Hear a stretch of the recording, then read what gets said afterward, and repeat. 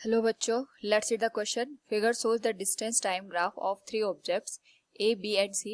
Study the graph and answer the following questions. A. Which of three is traveling the fastest? B.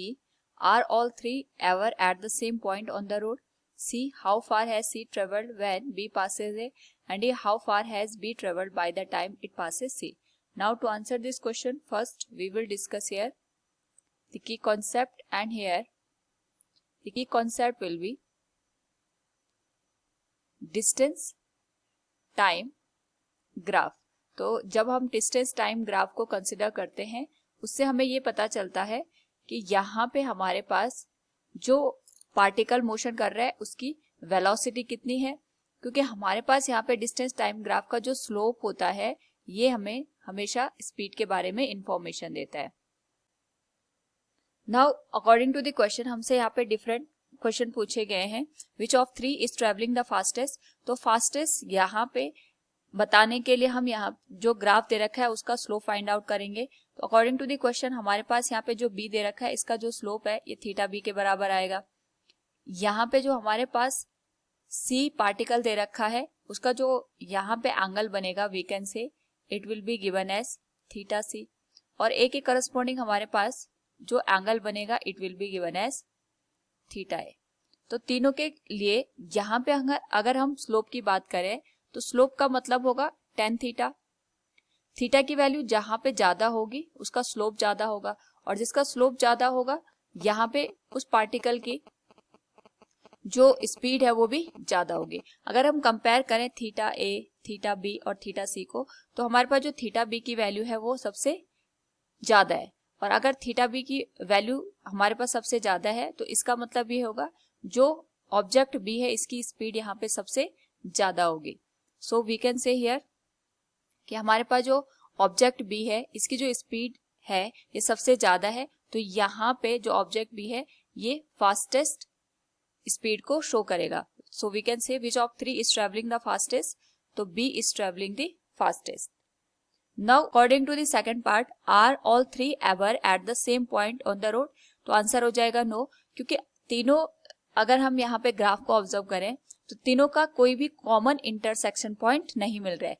B और ए का यहाँ पे intersection point है, सी और ए का भी है, लेकिन ऐसा कोई भी पॉइंट नहीं है जहाँ पे तीनों के तीनों हमें इंटरसेक्ट करते हुए दिखाई दे रहे हैं. So we can say here अगर यहाँ पे तीनों का कोई इंटरसेक्शन पॉइंट नहीं होगा तो तीनों कभी एक ही पॉइंट पे हमें ऑब्जर्व नहीं होंगे. So the answer will be no.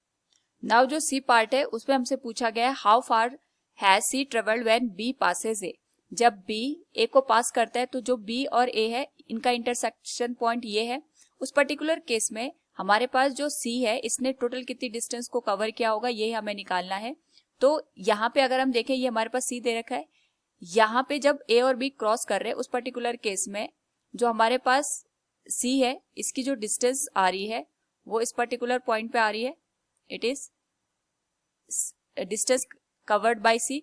इसको कैलकुलेट करने के लिए सबसे पहले हम ये देखेंगे यहाँ पे जो मेजरमेंट की गई है वो किस तरीके से की गई है. तो वी नो दैट यहाँ पे टोटल जो इनिशियल बॉक्सेस है अगर मैं इसको देखूं तो ये 4 किलोमीटर को रिप्रेजेंट कर रहा है. तो 1 2 3 4 5 6 7 smaller boxes are given as 4 kilometre.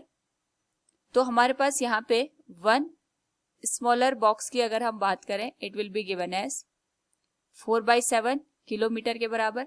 और यहाँ पे अगर हम देखें तो जो सी ने डिस्टेंस कवर की होगी उसको कैलकुलेट करने के लिए नंबर ऑफ बॉक्सेस को हम कैलकुलेट करेंगे.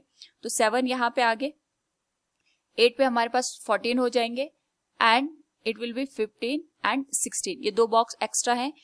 तो जो हमारे पास सी ने डिस्टेंस कवर की होगी that will be equal to the measurement of this 16 smaller boxes. तो 16 स्मॉलर बॉक्स की जो लेंथ आएगी that will be 4/7 into 16. It will be 6.85 kilometre.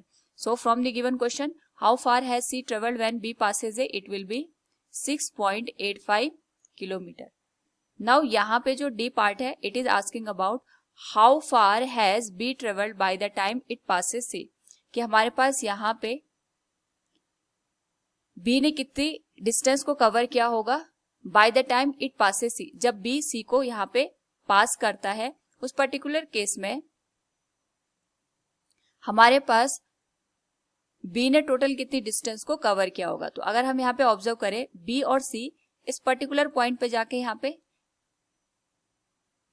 Intersect कर रहे हैं, तो यहाँ पे अगर इनका इंटरसेक्शन पॉइंट ये है, तो हम यहाँ तक जो टोटल नंबर ऑफ बॉक्सेस है उनको काउंट करके ये कैलकुलेट कर सकते हैं कि बी ने टोटल कितनी डिस्टेंस को कवर किया होगा। So we can say here number of smaller boxes before meeting of B and C.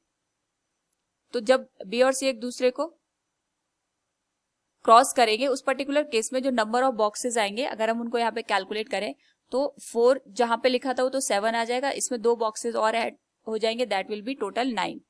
तो 9 बॉक्सेस आ रहे हैं and we know that one smaller box की जो यहाँ पे मेजरमेंट है वो 4/7 किलोमीटर के बराबर है। सो जो टोटल यहाँ पे हमारे पास डिस्टेंस आ जाएगी that will be 4/7 into 9 and it will be equal to 5.143 kilometer. This will be the final answer. So from the given question, how far has B traveled by the time it passes C? It will be 5.143 kilometer. This will be the answer of all the part. Hope all you understood it. Thank you and best of luck.